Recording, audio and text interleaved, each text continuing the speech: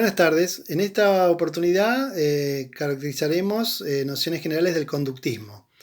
Ustedes para su lectura tienen el texto de Sacristán y Pérez Gómez, en donde en las primeras páginas estos autores diferencian las concepciones asociacionistas del aprendizaje, aquí está el conductismo, y las concepciones mediacionales del aprendizaje en los desarrollos de Piaget y Vygotsky.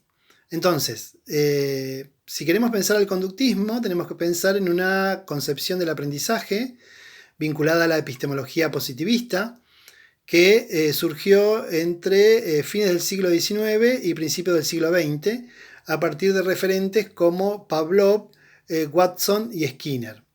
En el caso de Pavlov, es reconocida su investigación sobre animales, ¿sí? Si han tenido psicología en la secundaria, seguramente habrán estudiado los estudios justamente o las investigaciones de Piaget sobre la salivación de los perros o cómo una paloma o un ratón puede llegar a partir de un laberinto, digamos, a la recompensa de un alimento, ¿sí?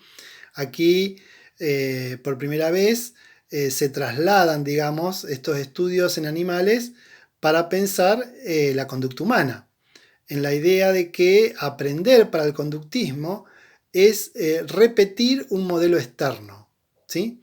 De ahí es que Watson, otro referente importante del conductismo, psicólogo norteamericano, en 1910 escribió un libro justamente con este nombre, El conductismo, en donde asevera que la conducta se puede explicar a partir de lo observable y que nuestra conducta es nada más ni nada menos que un sistema de hábitos.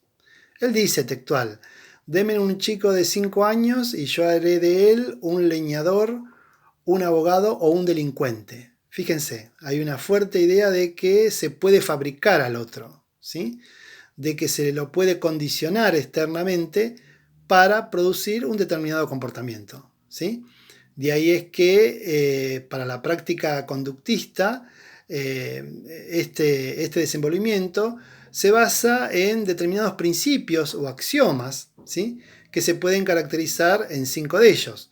Hay un axioma atomista o un principio atomista que indica que la conducta humana se produce a partir de condicionamientos externos, ¿no? O sea, entre lo que sería el interjuego entre un estímulo y una respuesta, ¿sí? Hay un axioma medioambientalista que piensa que justamente uno es en tanto y en cuanto el medio ambiente en donde se ha criado. Fíjense que todavía para muchos adultos está muy fuerte esta idea de que cómo nos ha cambiado las juntas, ¿sí? Con quién andás. Y podríamos decir a esa señora mamá o a ese señor papá que es inevitable que nosotros cambiemos y que nos identifiquemos con nuestro par. Pero para el conductista hay como una idea fuerte, un marcaje fuerte de que el medio ambiente, bueno, contribuye a veces para bien y a veces para mal, ¿sí? Hay un axioma mecanicista que implica pensar al sujeto como una máquina en su andar, un axioma pragmático en la idea de que el sujeto hará lo que le conviene, ¿sí? Y un axioma hedonista que tiene que ver con que el sujeto evitará el dolor y procurará el placer. En este sentido, Skinner, que desarrolló sus investigaciones en la década del 30 y 40, sobre todo del siglo XX, va a precisar, digamos, estos condicionamientos a partir de entenderlos como reforzadores externos. O sea que puede haber un reforzador positivo o negativo en tanto y en cuanto lo que yo quiero procurar en ese sujeto.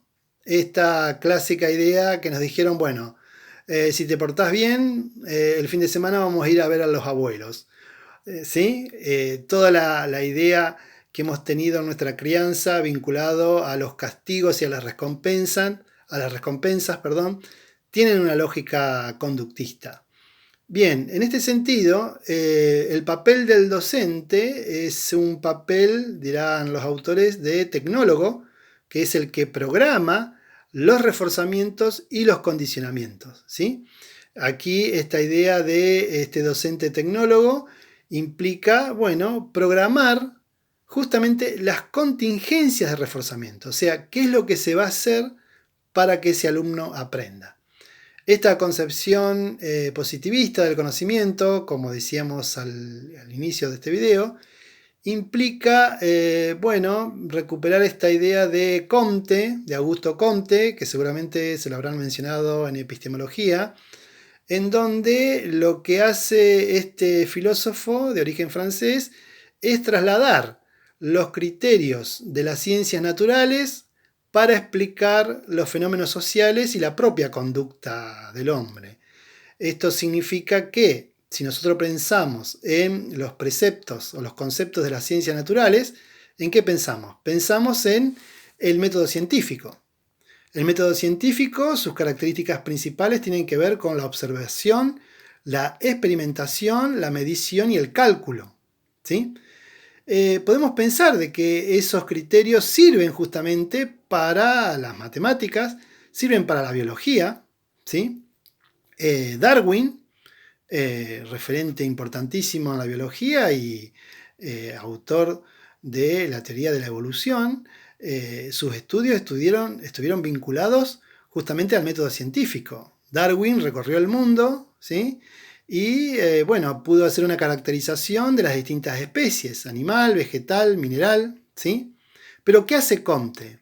Comte dice, bueno, así como hay especies más fuertes y especies más débiles, también hay pueblos más fuertes y pueblos más débiles.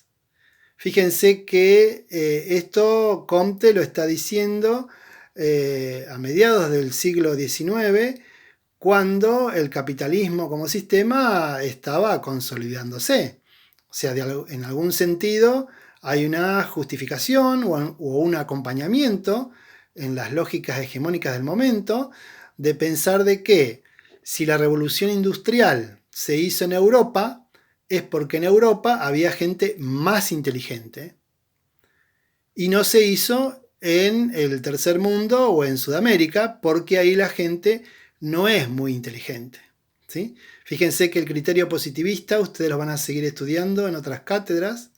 El primer gran positivista argentino es Sarmiento, justamente. Sarmiento visitaba las escuelas de Francia y venía totalmente extasiado por lo que había visto, en el sentido de que bueno, la escuela funcionaba como un gran policía. Allí donde había una escuela, había orden. ¿Sí?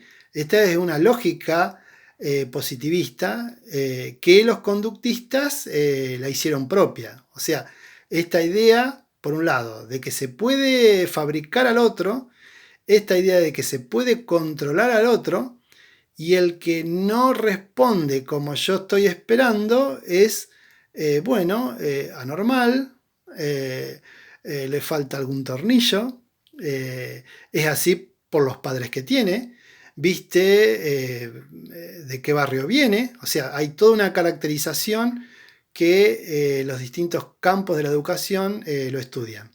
Bien, esta era una breve referenciación, sigan estudiando, tomando nota y haciendo las preguntas que, bueno, crean que sean pertinentes para hacer. Buenas noches.